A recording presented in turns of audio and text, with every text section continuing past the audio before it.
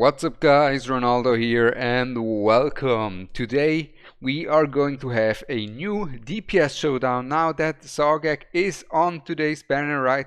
We will make a showdown between Sargak and Silas. Now we all know Sargak has been buffed, but how strong has his buff really made him? How strong is the bleed application? And how strong is the marksman with 50% defense ignore against the other marksmen with 50% defense ignore? Now we're gonna go over GR3 guild boss comparison, and then I will also talk about Sargak a little bit in the end after the comparison, because there are also a few things that Sargak really excels in really well that I can't really show you guys here on the test server. But before we get into it, so here's the gear. We're gonna use this gear on Sargak and this gear on Silas. It is pretty much identical from the stats. As you can see, both of them run a double crit damage and one attack damage piece. Because they already have a lot of defense threat, they don't need that much attack, right? Both of them will run a Spirit Siphon plus 25, so it is as equal as possible.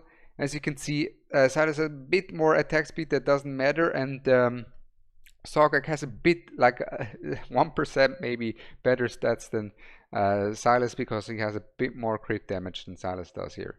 But before we draw our conclusions, let's get right into GR3. Alright, so this is going to be our lineup here, right? And let's take a look here how we're going to play this, how I always played this. And because these two guys, they are exceptional. These two guys are the best units to have to kill the boss in GR3 stage 21. They are both amazing. Low cost, defense threat, they got it all. The long range, they got it all. We're gonna use our Sargak ultimate already, because this way we get Sargak's HP already low now, which will give him an attack speed steroid, right? Which is gonna be important.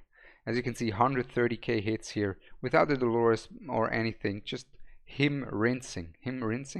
And keep in mind, this is with him on a piercer bonus, right? This is with him having a piercer bonus and not a chaotic bonus, so keep that in mind as well. So now we will have these lads right here. There we go. Now we will need to pop our Silas ult here. And Invic buff on Silas and Sargak, so both of these guys have an Invic buff. We're gonna place Elo in right on the side here, so she gets hit. And now we're just gonna wait for one more cost generation here. We're not gonna put down our Dolores, because if we would put down our Dolores, the problem would be that then if we use ult on Dolores, only Silas profits, right? So that wouldn't be fair, and we want a fair fight here, which is why we're just gonna have Silas against Sargak, 1-by-1 comparison, right? 1-by-1 comparison. So also there we go. Sargak's ultimate is already back up, and as you can see, his attack speed goes crazy here. He goes crazy with it. And then for the final blow, we also have our Silas, and there we go. The boss is gone. The boss is gone. Pretty easy stuff for these two guys. And let's take a look here at the damage graph, right? So there we go, guys. I did the run with the same gear, with everything, same placements as well. Again, and as you can see, they are so strong. Both amazing units here, both amazing units, right? They're so evenly matched here on the GR3, because Sargak is able to stay on low HP. Because when Sargak is on low HP, he is amazing. As you can see, to be able to keep up with Silas is crazy. And yeah, he just doesn't even need good gear. But we can take a look here for the people that don't know him. Right, each attack launcher has a bleed, right? So he can consistently apply bleed, while enemies are inflicted with bleed. He ignores 50% of their defense. So he basically, what Silas has in his ultimate, he has consistently upped that defense threat, and then he reduces his HP with his ult, and increases his attack, right? And additionally, each basic attack lands 2 consecutive strikes. So this is a big steroid as well. But the big thing here, really, the big thing about him mainly is going to be this right here. And that is that he gets an insane attack speed steroid once he's low life. So in stuff like GR3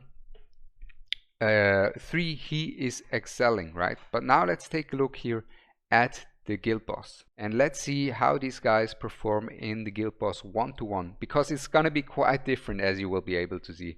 It's gonna be quite a bit of a difference here. So both on a piercer, and then afterwards we're gonna use both without a piercer bonus, but with another one. So we're gonna place them like this, and we're gonna use her like this. So both of these guys have a invic buff. Both of these guys have the same distance to the boss, the exact same placements pretty much. Let's see how these guys perform with one another, right? We're gonna use our Sargak ult. We're gonna use our Silas ult, and just take a look here at how these guys do. And then also the Dolores ult. And then we will see our initial burst window in a second. And there we go. Let's take a look. Let's take a look how these two perform. And here's the problem, right? Here is what I meant with the specialized attack. So in guild boss, Sargak gets obliterated by Silas. Now I tried a few different things here, and I'm gonna show you a few different things. Of course, in the previous run, you could do some optimization, waiting longer with your Sargak ultimate until Dolores is up, so he gets a bit more damage. But overall, if you make a perfect run, Silas will cap Sargak by a landslide here in guild boss.